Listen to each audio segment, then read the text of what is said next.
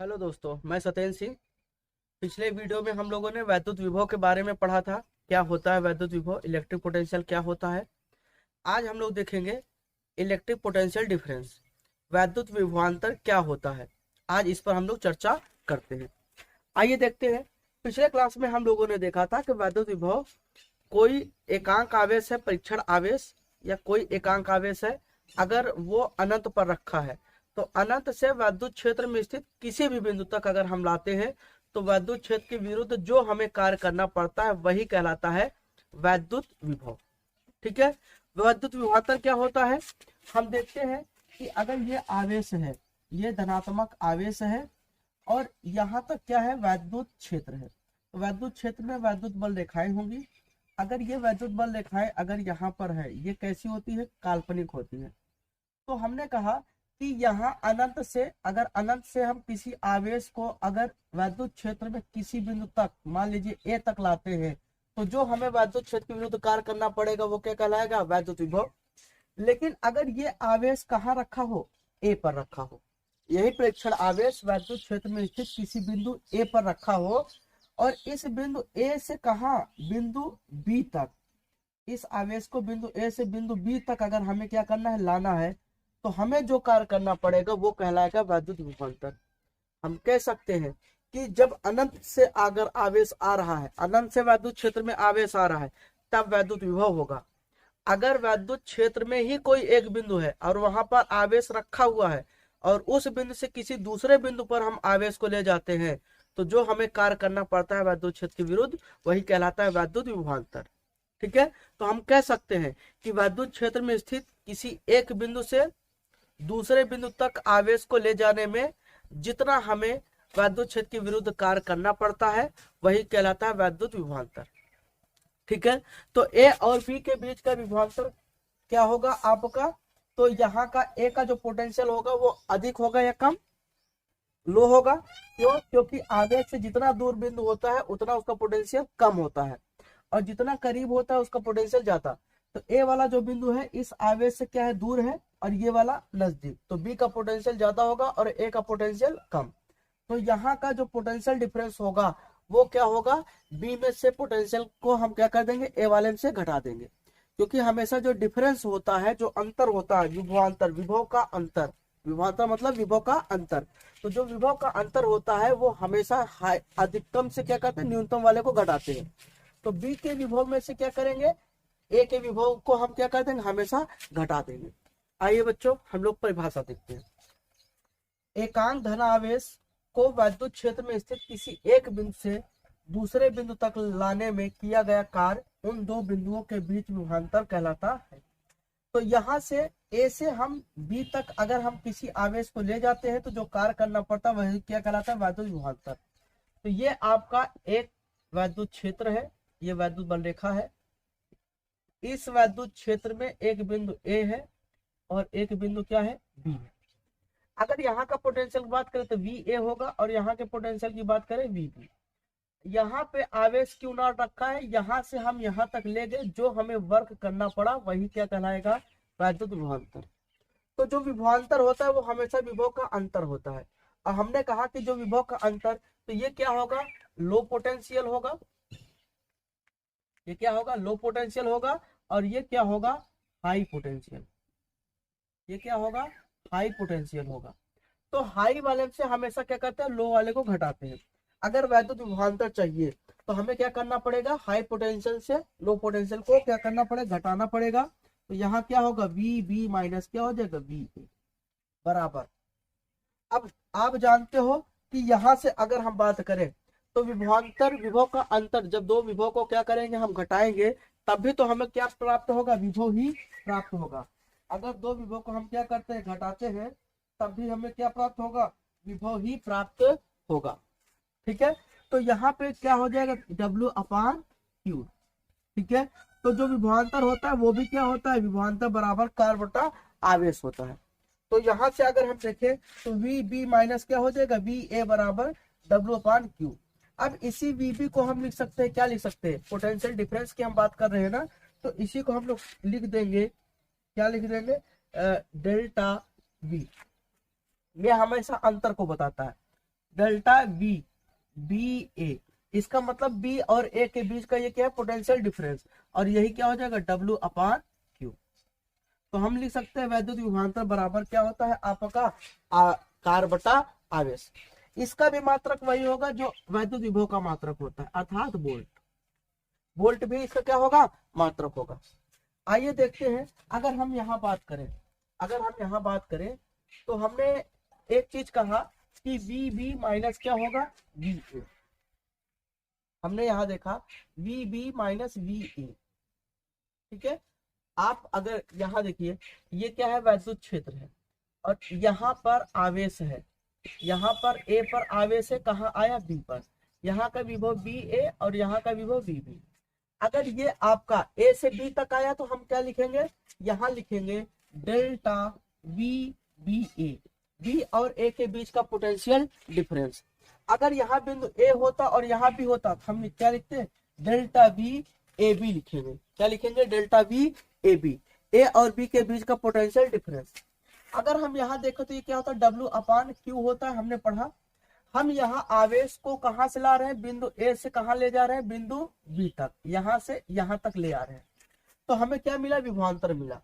लेकिन बच्चा अगर हम यहाँ पे विभव की, यहीं से अगर मैं विभव के बारे में चर्चा करूं, मैं विभव के बारे में जानने की कोशिश करूं, तो हम आवेश को कहाँ से लाते थे, अनंत से लाते थे।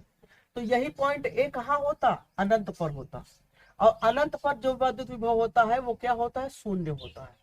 भाई जहां वैद्युत क्षेत्र है ही नहीं तो वहां कार्य करना पड़ेगा, नहीं करना पड़ेगा। जब कार्य होगा ही नहीं तो वहां वैद्युत विभव क्या हो जाएगा, शून्य हो जाएगा। तो जो यहाँ पर अगर हम ले तो वी बी माइनस क्या हो जाएगा, वी इनफाइनाइट, क्योंकि ये ए पॉइंट कहाँ है, इनफाइनाइट पर, और अनंत पर जो विभव होता है वो क्या होता है, शून्य होता है। तो वी बी माइनस क्या हो जाएगा, 0 बराबर डब्ल्यू अपान क्यू।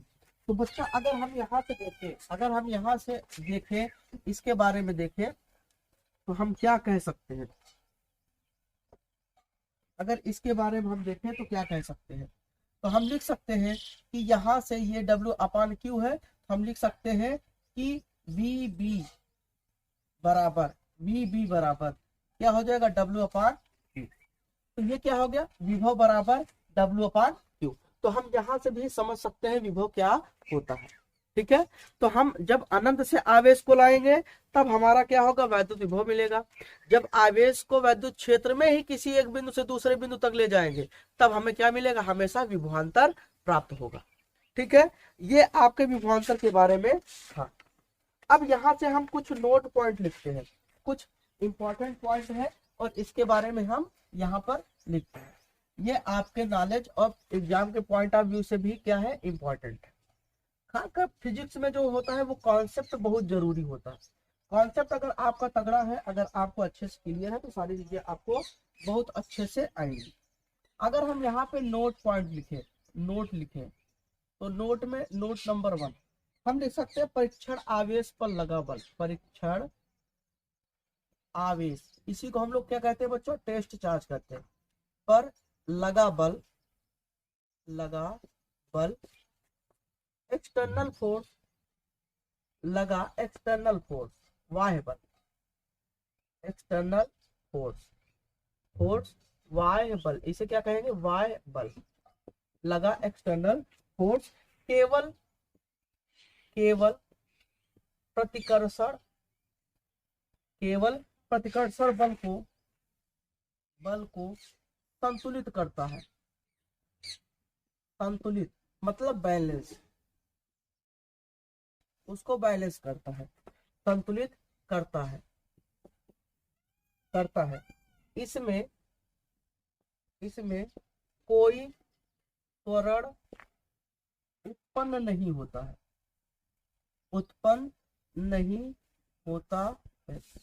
इसमें कोई त्वरण उत्पन्न नहीं होता है। इसका मतलब क्या है बच्चों, कि जैसे मान लो यहाँ पर जब बल लगा, ये वैद्युत क्षेत्र था, तो वैद्युत क्षेत्र अगर आपने यहाँ आवेश को लाया, ये धनात्मक आवेश है यहाँ पर रखा है, ये आपने यहाँ पर आवेश लाया तो यहाँ पर इसने क्या कर दिया, F बल लगाया। क्यों, क्योंकि ये भी धनात्मक आवेश है, धनात्मक आवेश एक दूसरे को प्रतिकर्षित करेंगे और ये क्या कर दिया, प्रतिकर्षित। अब इसने प्रतिकर्षण जो बल लगाया है उसी के बराबर ही ये विपरीत दिशा में क्या करता है, बल लगाता है। इसी बल के बराबर ही इस दिशा में बल लगाता है, क्योंकि वो केवल और केवल बैलेंस करता है। अगर फोर्स आपका, क्यों, क्योंकि आप जानते हो फोर्स बराबर क्या था, द्रव्यमान गुणित त्वरण। अगर हम यहाँ त्वरण बराबर ले तो फोर्स बटा क्या होगा, द्रव्यमान होगा। त्वरण बराबर ले तो फोर्स बटा क्या हो जाएगा, द्रव्यमान हो जाएगा। अगर यहाँ से बच्चा बात करते हैं, अगर यहाँ से बात करते हैं, अगर फोर्स आपका चेंज होने लगा तो त्वरण भी क्या होने लगेगा, चेंज होने लगेगा।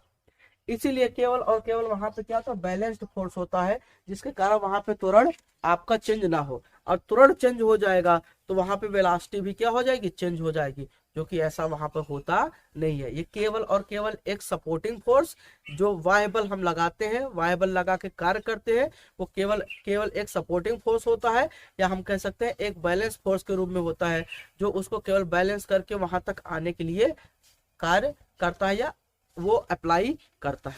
ठीक है, तो ये आपका पहला नोट पॉइंट हो गया। अगर दूसरा नोट पॉइंट देखिए, चार्ज का फ्लो,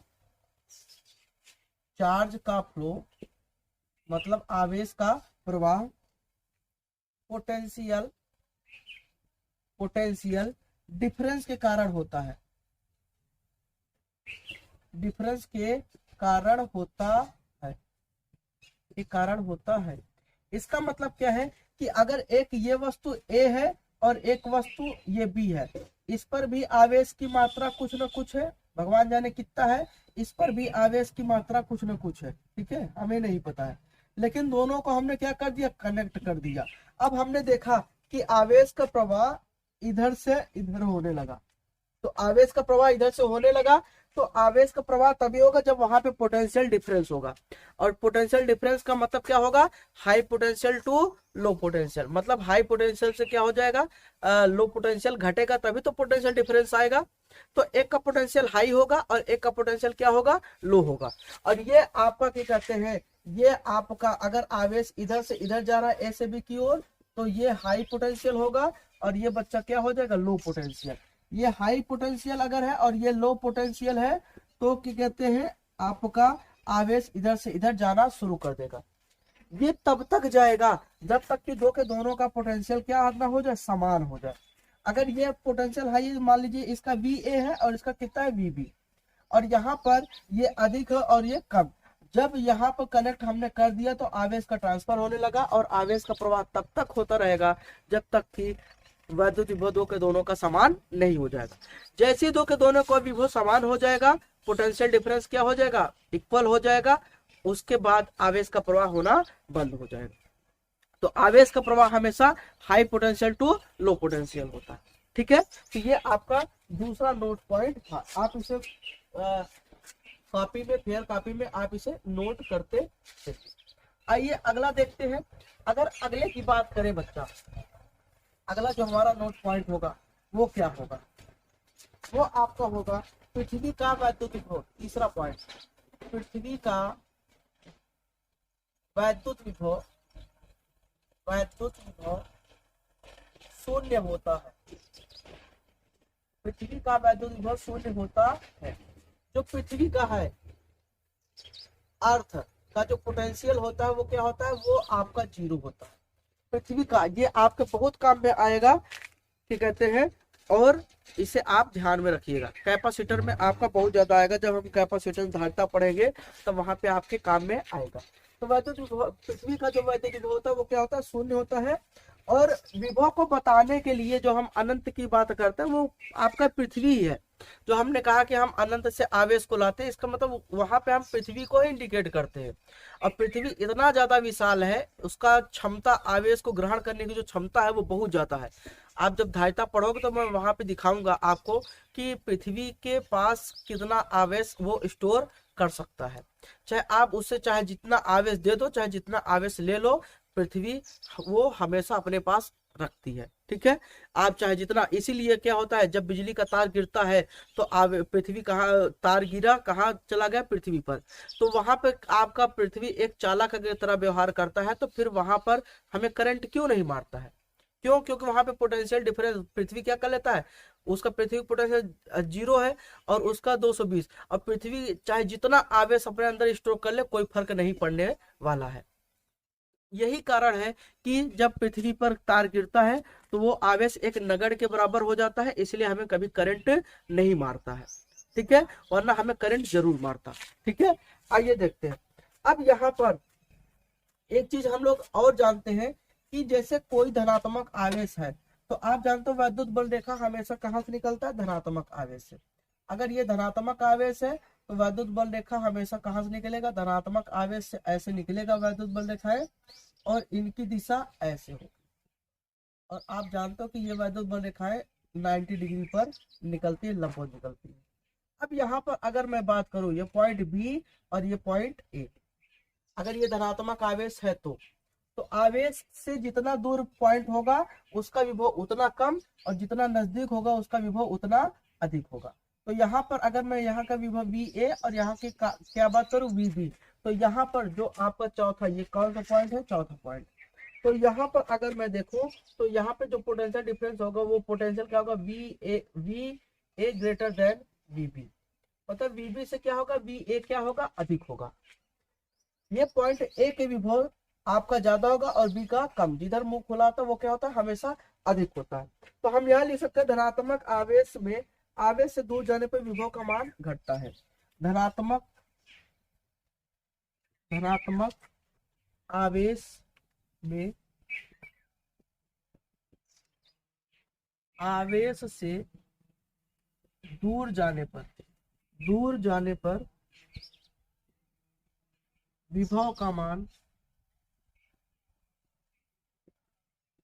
घटता है, विभव का मान घटता है, दूर जाने पर विभव का मान घटता है।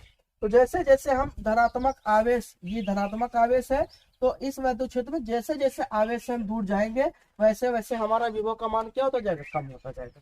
अगर यहाँ पे हम पॉइंट सी ले लिए तो यहाँ पे वहां का विभव क्या होगा, बीसी हो जाएगा। इसका मतलब इस पॉइंट सी का जो विभव होगा वो इनकी अपेक्षा सबसे कम होगा। क्यों, क्योंकि इस आवेश से ये सबसे ज्यादा दूर है और सबसे नजदीक कौन है, ए, तो ए का विभव सबसे अधिक और सबसे कम किसका, सी का होगा, ठीक है। तो ये आपका हो गया। जो हमारा पांचवा पॉइंट है, अगर हम पांचवा नंबर पॉइंट देखें तो पांचवें नंबर पॉइंट में हम लिख सकते हैं, जो नोट पॉइंट है वो हमारा पांचवा नंबर क्या है, हम लिख सकते हैं, मान लीजिए कोई ऋणात्मक आवेश है, कोई ऋणात्मक आवेश है। आप जानते हो धनात्मक आवेश में वैद्युत बल रेखाएं क्या होती है, जाती है, बाहर निकलती है, और ऋणात्मक आवेश में आती है, क्या होती है, आती है, ऋणात्मक आवेश में आती है। तो यहाँ पर अगर हमने दो पॉइंट ले लिया ए और बी, मान लीजिए ये पॉइंट क्या है, ये आपका बी ए है और यहाँ का क्या है, बी है, दो पॉइंट हमने ले लिया। तो यहाँ पर आपका ए का विभव क्या होगा, B A greater than V B, A का विभव ज्यादा होगा, बी का क्या हो जाएगा, कम। तो हम लिख सकते हैं ऋणात्मक आवेश में